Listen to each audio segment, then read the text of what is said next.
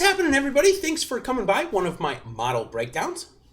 I am your host for this little short form video, Jason Rouslin, and what we're doing here is breaking down my model, what I have in it, what I do to use it to make lineups, and the alike. So if this is your first time visiting, I talk really fast through this one because I do it every single week. Not much changes except for, of course, the ratings on the players and the players changing. So I go through it relatively quickly, but I like to at least bring it up and show you how I'm using it, how to use it, and what you can do with it. So let's jump right in. All right, so this is the main page. When you download it from Excel Online to Excel, this is what you're going to open up with. It's called Full Field on the bottom here. Go across quickly. I have my categories in which I rank people, odds and salary, strokes gained for the year.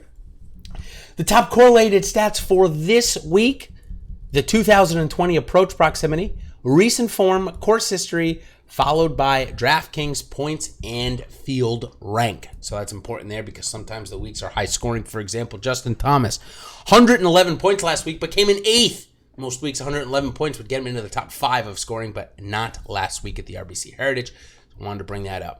All right, so now we're going to take a look. Here's the ownerships, which I'll go into later at the end of this. Of course, the base rating of the model, which, I don't change much at all. And then, of course, the make your own model. What does MYOM stand for? It stands for make your own model. Let's go ahead and click on that sheet tab down here. What that allows you to do is allows you to say, okay, I only want to look at guys based off of their odds. I don't care about all the other stuff. It's all noise, Jason, blah, blah, blah, blah, blah. You can go and do that. You can go and see where it's ranked. You can go put 0 in all of these red boxes, and it will generate another rating all the way in R, which will, of course, show up back in the middle page in column M there. So you can change that any way that you want to. All right, as we go through the things down here, in the combined models, what I do is I put Awesemo's projected average, my projected average in the make your own models, and that is my sheet where I copy it into Fantasy Cruncher.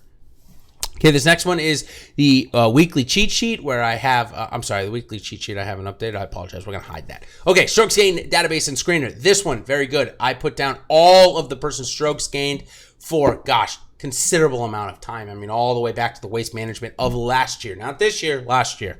So a ton of data in there. You're going to see it all come up. So Gary Woodland last week really struggled off the tee, but he won't do that this week. So definitely keep an eye on him. Okay, next is going to be the OWGR odds, strokes gained ranked by the field. You want to come see? Yeah, sure. Rory's ranked number 111 putting this year, but he's only 99th in the field this week. So a little bit better. Just gives you a different perspective. Other stat ranks, of course, plenty of statistic numbers and nodes on the PGA Tour. Sometimes it's noise, sometimes it's useful. I give it to you and let you decide.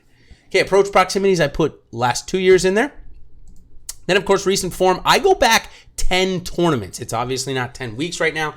I'm giving you 10 tournaments with this number here. Obviously, we've only been back for 2 weeks, and but I give you 7 previous tournament weeks I put on there for you.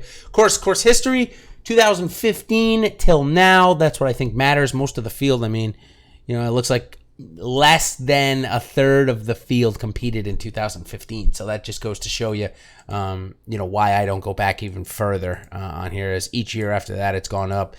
88 players in the field last year are back playing this year. So that's obviously a much more indication. Okay, and the next couple things, DraftKings points and database model. I kind of told you I have it on the front page. This is where I give it a rating so that I can calculate the number of points for the model. And then the last one is last couple ownership projection. This is where I give you what the players have been owned at what tournament all the way up until last year's PGA Championship. So a ton of data here that's going to allow you to take a look at how I predict it. Not very mathematical. I just look at it, put it in my own little thing, then I average it out with Awesemo's once they come out with theirs.